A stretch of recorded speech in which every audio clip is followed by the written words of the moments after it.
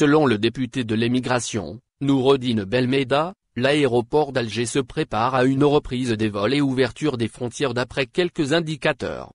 En effet, le député de l'émigration, Noureddine Belmeda, a posté un message d'espoir de reprise des vols vers l'Algérie et d'ouverture des frontières, sur sa page officielle Facebook.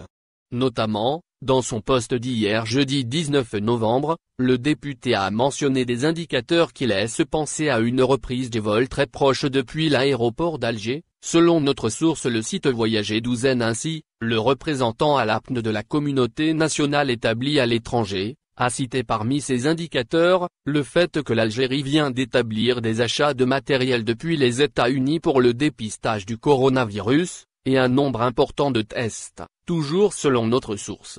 Reprise vol aéroport Alger. Pour rappel, les frontières algériennes sont maintenant fermées depuis le début de la pandémie, soit plus de 8 mois depuis le 17 mars dernier. Néanmoins, seuls quelques vols spéciaux ont été autorisés pour le rapatriement de personnes bloquées loin de leur pays depuis et vers l'Algérie.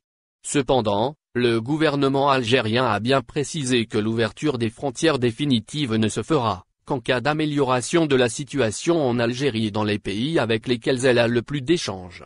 Le député Noureddine Belmeda donne plus d'espoir que jamais à ses électeurs avec ses messages notamment. Pas plus tard que ce lundi 16 novembre, le député de l'émigration a aussi évoqué la question d'ouverture des frontières et reprise des vols, dans un post Facebook, où il a parlé d'une certaine autorisation que les personnes désirant voyager depuis et vers l'Algérie devront se procurer avant d'acheter leur billet d'avion.